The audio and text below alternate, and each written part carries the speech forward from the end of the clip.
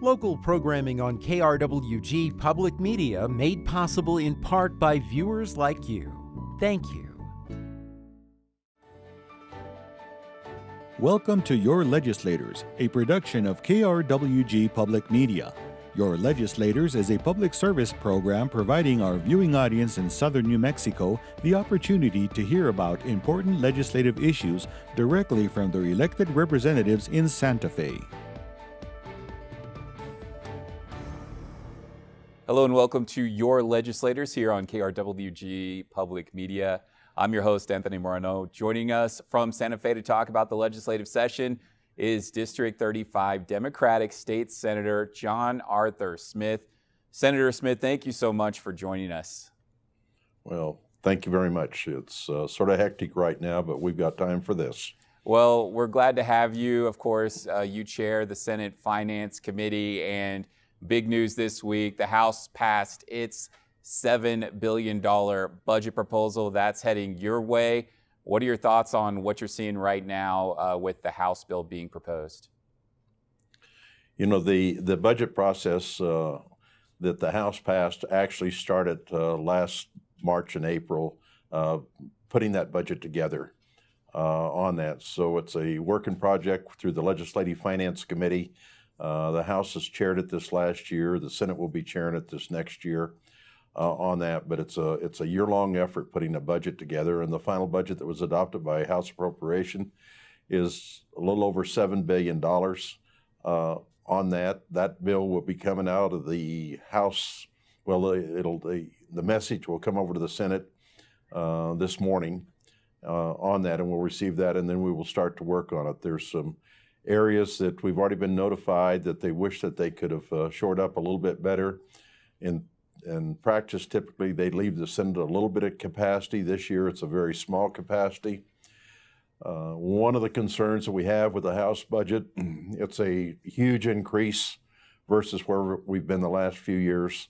I think the total increase over the prior year has been somewhere in the 10 to 15% range. I don't have those numbers down exactly at this point in time. Mm-hmm. And so there's a growing concern that there's too much money out there that's been spent in that Appropriation Act. Some of that has been guided on principally by the education spending as a result of a court case. Out of the approximately $650 million of new money, $450 to $500 million of new money will be going into public education, K through 12 on that, and that really was not the catalyst behind that. Was actually the courts rather than the committees. So we will have a certain amount of concerns by minority parties and people within the majority party of can we sustain that type of spending level, and I sympathize with those people that have that concern. I'm knocking on wood. Our revenues are basically supported. 45 cents out of every dollar comes from oil and gas and the permanent fund for that, and that's far too many eggs in one basket. But we're hoping that the economy of the state of New Mexico certainly improves significantly, and we can right the ship on what the courts consider to be underfunding of education. Yeah, you're talking about the Yazzie lawsuit. So the state has to present a plan by April to address the needs with that lawsuit. Of course, the judge said that the state was not doing enough to educate at-risk students. And so looking at what you see right now, I mean, we're talking about with the House bill, $450 million towards education to better educate at-risk students, help provide better resources for schools that are failing. You know, obviously the lawsuit's going to play a role with what's happening in the Senate Finance Committee coming up with this budget. I'd like to hear your thoughts kind of on, you know, I know you've voiced a lot of concerns about spending all this money on the schools. Obviously, the state is in a better position this year with oil and gas revenue, very different from years past when the state actually took money from school districts to meet the budget needs. Any thoughts on these school districts getting paid back from years past? Well, I think what you're alluding to, Anthony, is that We were forced to use some of the cash balances from the school districts. The cash balances typically run for the 89 districts and the charter schools in the range of 225 to 250 million a year. What we took back was a very small portion. Quite frankly, our SEG, or our funding formula, is not at the bottom of the country. Our formula is probably in the lower half, but in the upper third of that lower half. And so there was not a deficiency in the SEG. It's a deficiency, quite frankly, in the programs and the number of educators trying to recruit them. All states are having a difficult time hiring educators, and that is somewhat of a function of salary. We're going to have a 6% salary increase in this budget, trying to mitigate that issue, the obstacle of not being able to recruit educators. About 87 cents out of every dollar that we appropriate for education goes to salary and payroll. So when you're looking at that $450 million, it's going to go to salary and payroll, and you've got to make certain you've got an outstanding classroom educator in front of those kids on that. And so the state has to build capacity. The April deadline that the district judge gave, I think at this stage, we know full well that next year we're still going to be building additional education resources, but we do believe the 450 to 500 range is about all the education community can absorb in 1 year and still hopefully build capacity. We may even find after 1 year that we fund it too quickly. I think the judge will take that into consideration. In that lawsuit, the interesting thing about it, the legislature was not a partner to that lawsuit. It was the Public Education Department and the executive branch. We're trying to fulfill the request of that on that, but we want to fill it in a responsible, sustainable fashion on that, and we believe we're working in that direction. The Legislative Education Study Committee, the Legislative Finance Committee have been working ever since that ruling came out, trying to come up with a plan that is sustainable, responsible, and efficient, and make certain we have improvement in the classroom. The at-risk factor has been more than doubled on that, and so you're going to see huge financial efforts being made, and it's going to be a continuing story into actually the next session. But we believe that it will certainly fulfill the first portion of the district court's request. Now, I know another thing that is a big issue in this legislative session that a lot of folks are talking about, have been talking about, is child well-being and early childhood education in the state. Folks have called for drawing another 1% from the land grant permanent fund. Of course, the House was taking action on that, and now I'd like to hear your thoughts. I know you have been quoted as saying that you want hands off the land grant permanent fund. Is that correct? And I'd like to give you a chance to really go on the record and respond why you think that is, if so. Okay. Number one, I take real exception to the charges that by not tapping into the permanent fund, I was against early childhood. On the Senate side, I was one of the Senate sponsors of full-day kindergarten. My wife would be classified as an early childhood educator. She's retired now, but quite frankly, most people that I speak to have no inclination of how that permanent fund works.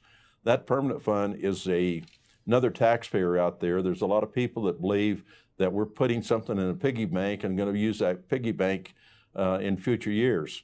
It's an endowment fund. It's a fourth taxpayer in the state of New Mexico, and between that land grant permanent fund and some spinoff from the severance permanent fund, it's generating into that $7 billion budget, right at $1 billion a year right now on that. And the distribution is based on 5%. It's a running average of 5% over a 5-year period.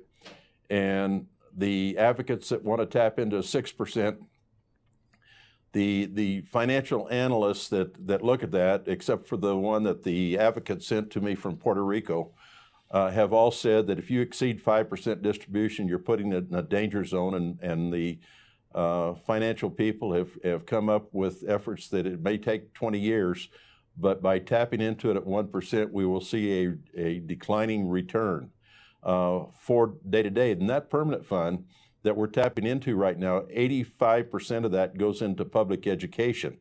And most of the rest of it will go into higher education and the specialty schools, such as the School for the Visually Impaired, the School for the Hearing Impaired, and the New Mexico Military Institute. So those spin-off dollars are being utilized for education.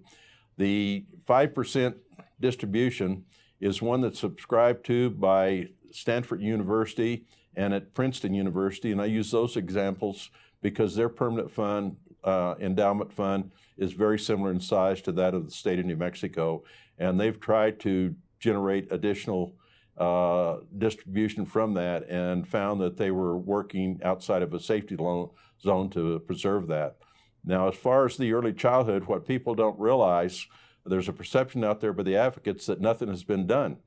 In the last 7 years, we've gone from about 105 million, and once this budget cycle is completed, we'll be about 470 million, including the Head Start funding from the federal government that we put in during the most difficult times in New Mexico financial history, growing that. But you also have a capacity issue. We've had some daycare centers revert money back because they did not have the enrollment and on that. So as a result, you want to fund them in a responsible fashion that will permit the ability to build capacity for quality programs. And that's where we are right now. But most of the people that are advocating otherwise, number one, they're paid highly to be lobbyists on that. They have very high incomes on that. And their job is to get the state and the taxpayers to spend more money, not just in that category, but clear across state government. So how do you, as somebody who's chairing the Senate Finance Committee, ensure that the money that is being spent isn't just going to administrative salaries, increasing those salaries, and is going to the classroom? Well, if I understood your question right, on that, responsible spending comes from responsible people. Responsible education comes from responsible professional educators. So I think the outcome at our higher education schools, whether it be for 2-year programs for certification in early childhood or 4-year degrees, that we're leaving a lot of that training effort up to the universities, and quite frankly, the universities are gearing up in that area. Right down in our part of the country at Western New Mexico University in Silver City, when I was talking to a lady that was in charge of early childhood training programs there, they'd gone from an enrollment of 55 students to one of 175 students. So 155, not 175, but a tremendous growth in this time frame, and they're continuing to build ability to educate more, and we've got to compensate those people better. And on the PED side, we're certainly doing that, and we're planning on doing it on the CYFD side with this budget cycle. Now, you brought up bringing in more teachers and educators, but the Legislative Finance Committee report in December said that around half of teachers who leave the profession within 5 years coming out of an educational program like the one you mentioned. So what can lawmakers do to work with policymakers at PED and also universities to ensure that we're going to have the next generation of teachers and they're ready to go and not leaving the profession? Well, obviously we have a challenge, and the House Bill 2 that's coming across, quite frankly, I don't think it has funded higher education at an adequate amount, and we're going to see if we can't squeeze a few more dollars into higher education budgets on that. But the bottom line is the state of New Mexico, the citizens, We have to work together on this. When we talk about the attrition or the burnout of educators, reminding you, my wife's an early childhood educator, and she retired, quite frankly, while she really liked the kids and still loves the kids. And both of us are not spring chickens, but the bottom line is that I know it's hard work. We had great debate in a few years back or last year on reading by the third grade. I know what it takes to read by the third grade. Those educators are really having to put in hard work. And on the outside, when they move from education to some other field, sometimes they felt that the supportive administrative staff was not with them.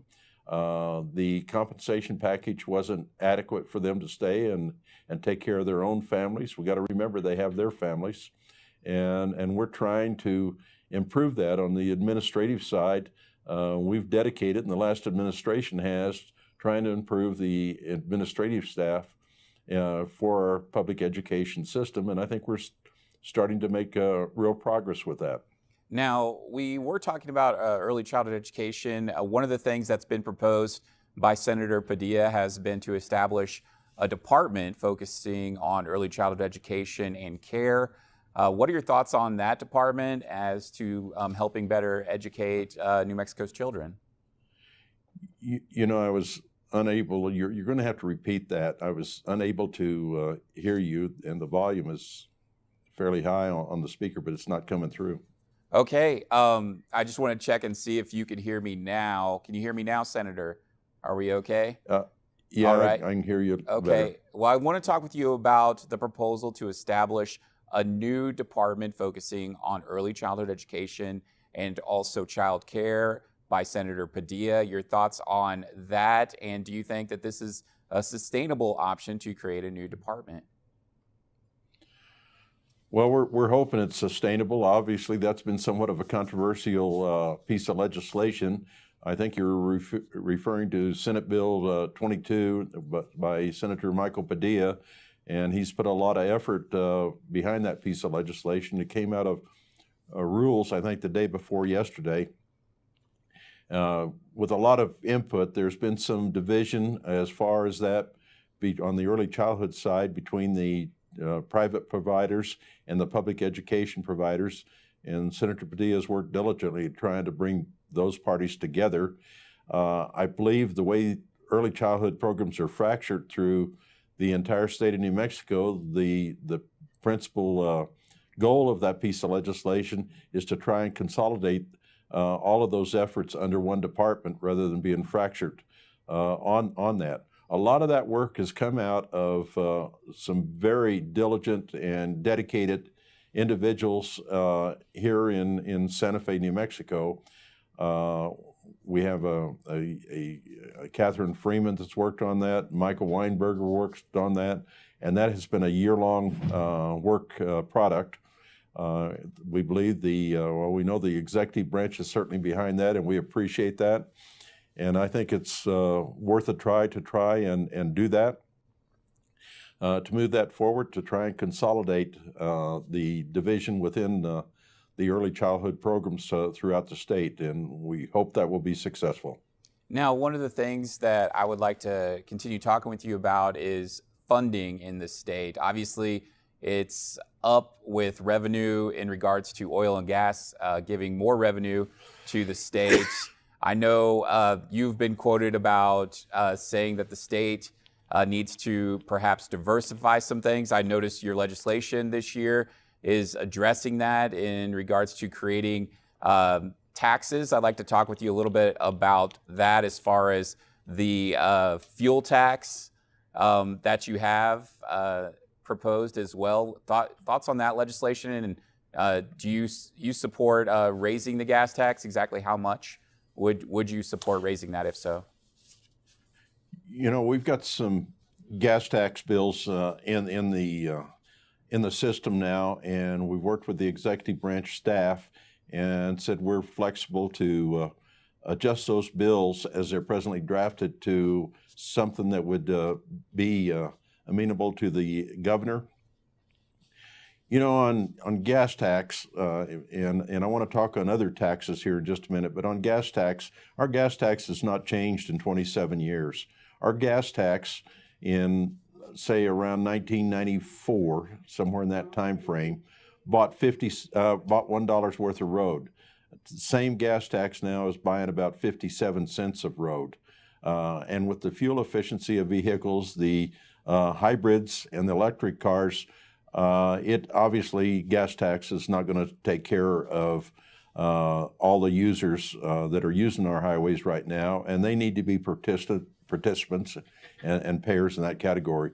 So I think it needs a complete debate and dialogue, and we're hoping we will get something through. I think one of the recommendations was to have a 10-cent gas tax, and not just on gas, but on special fuels.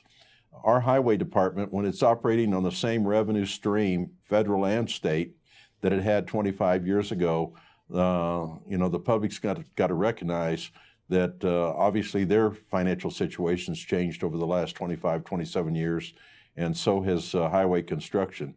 On the gas tax, I'm hoping that that is not totally used for bonding purposes of highways. We have the road to Farmington, and gosh only knows we need that road to Farmington. But that road to Farmington is now, it was bonded in the 270, 290 million range. We're servicing debt with that one and a few others of about $160 million a year, but that road is 20 years old. It's reaching the end of its life, and it's no longer a two-lane road, it's a four-lane road. We have that situation happening all over the state, and we need monies to maintain our roads, and we've been eroding that extensively for several years. Quite frankly, we can sit there and talk all day long about not raising taxes, and that's great music if you like bumping down the highway. Right. Well, I I know we just have a few minutes left, so I want to hear your thoughts on some other taxes. There's been talk about establishing a food tax. I know you have sort of a local option with some legislation you're working on. Could you explain your stance on the food tax and your legislation that you're involved with? Well, number one on the food tax, let's go back in history. I was not an advocate to repeal the food tax. And we're not talking about moral issues or that. We're talking about revenue stability on the gross receipts tax from that standpoint. When we start looking at education funding, and this time it'll be on public education, 47.5% of our entire budget is going to go to public education funding, but its success relies on oil and gas right now. We do not have tax stability. When you look at tax stability, and I'm not here to advocate for a property tax, but the most stable taxes is property tax. New Mexico does not fund public education operation out of property tax. And so it's not stable there. The next most stable, reliable tax stream is gross receipts tax. And we have eliminated a good portion of the gross receipts tax. For the people that live in metropolitan statistical areas, that's fine and dandy, but you start going to smaller towns, much like my district down in Deming, Silver City, Lordsburg, TRC, they don't have the presence of retail anymore. Car dealerships have moved on to larger cities for the most part on that, and so their gross receipts tax is reliant on fast foods on that, because there was no money being derived from grocery sales. Yet there's demand for services by those citizens there, and local governments do not have a way of paying for those services. Now, we've subsidized as a state those payments to local governments, but we were successful in doing that when natural gas was at $10 a cubic foot. When it collapsed to like $2.63 right now, we don't have that capacity to keep upfronting money to local governments. And oil, when it's abundant, we can still do that, but when it dies, we don't have that capacity. So I'm looking at food tax for a debate and dialogue to be a participant in how do we stabilize our revenue stream for our education system on that. But people like to read the headlines on what it is, and I get emails every day on what's responsible and what's not responsible, but what they think is responsible doesn't always pay the bills. Now, one thing with the budget that's been proposed this year, it's already drawn some criticism on the House bill that's coming out of the House that they've passed recently. Folks who are state employees, groups that are representing them, have voiced concerns that they haven't seen a significant raise in years. Any thoughts on that being addressed in this budget? I heard you say on state employees, but I did not get the question, Anthony. Okay, I'd like to hear your thoughts. I know there was some frustration from groups representing public employees here in New Mexico, state employees to be specific. And I knew there was some frustration that there was a lot of focus on paying off film industries that the state still owed money due to the film subsidy, paying off the tax credits to them. Some state employees, groups representing them, were frustrated that the state employees have not seen a significant raise in many years. Any thoughts on that being addressed in the budget on your end? Yes, I do. Obviously, on the film industry, you can go back and check the records. I was one of the first that wanted to put a cap on the film industry on that, and was not successful. And the film industry has grown. And I really don't have a bone to pick with the film industry if they provide year-round jobs. A lot of the film industry jobs do not provide that. There's a backlog of debt owed by the state of New Mexico of right at 300, and I'm hearing now it may be $382 million of one-time money, and payment will be shoved out front into the future, where it might take 3 or 4 years to pay that off. There's additional requests by the administration to take the cap off, and so that deficiency will probably run well into the future. I think we have an obligation to make certain we pay that debt. I don't know exactly how quickly we can pay that. I think in the time frame of 3 or 4 years we can probably handle that, but 300 to 382 million is a lot in one setting on that. But the industry understood that. They subscribed to that, recognizing the fact that it would be the out years before they got totally paid. And it's not a tax credit, it's a rebate. We just flat give them money up front. But we also are going to have to cap that, and I know the administration is not advocating that, but we have to know how much we're spending on that. So I sympathize with the state employees when they see that issue out there, especially the state employees that really understand the pension obligation and the difficult situation our pension funds are in on that. So I'm a supporter of their concerns, and I think they're legitimate concerns that they have in that area. Okay, Senator Smith, unfortunately, we are out of time. I want to thank you so much, though, for taking the time to join us on your Legislators. Thank you. Well, thank you for having me, Anthony. And we want to thank you for joining us on your Legislators. I'm Anthony Moreno. We'll see you next time.